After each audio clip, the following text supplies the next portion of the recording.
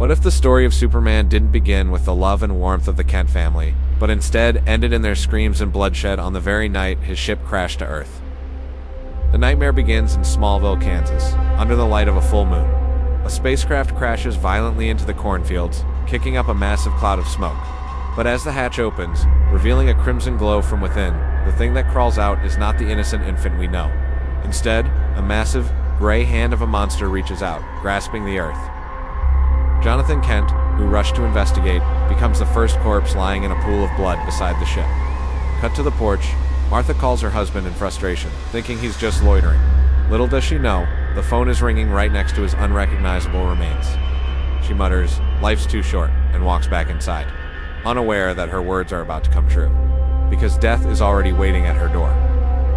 The silence is shattered, followed by heavy, violent footsteps from upstairs. Thump, hump, Krunch. Martha turns pale. She knows instantly. It is inside. And judging by the sound, it is massive. But she's smart, she tells herself. Not smart, Martha. You've seen enough scary movies to know better. Instead of investigating, she grabs her phone to call Sheriff Kravitz. Little does she know, being smart might not be enough to save her. Before Martha can dial, the staircase explodes. A massive silhouette emerges from the smoke. Terrified, she drops her phone and sprints for the door. But she's too slow. The monster hurls debris over her head, sealing the exit instantly. The impact blasts Martha right out of the house. Looking up, she freezes the monster is just a child, but with eyes of pure evil. She sprints for the shed, thinking, "I promise, Jonathan, I'll never complain about guns again." But it's too late. Heat vision slices through her back, followed by a massive explosion that engulfs her in flames. Martha crawls out of the flames, battered and burned.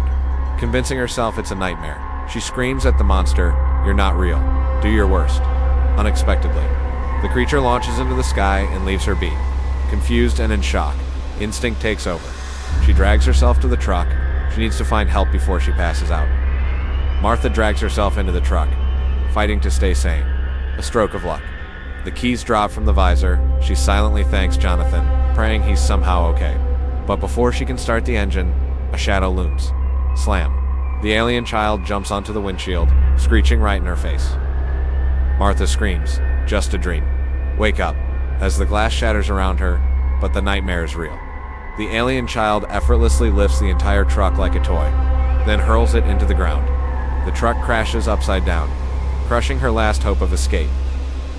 Trapped in the crushed truck, Martha is broken. She lifts a trembling hand, begging deliriously, "Wake up, please, just wake up." The answer is death. Boom! A blast of heat vision incinerates her instantly. In the firelight, the S-shield is revealed on its chest, as it flies up into the sky, leaving the ruins of the Kents behind. Look, up in the sky. It's not a savior. It's the end.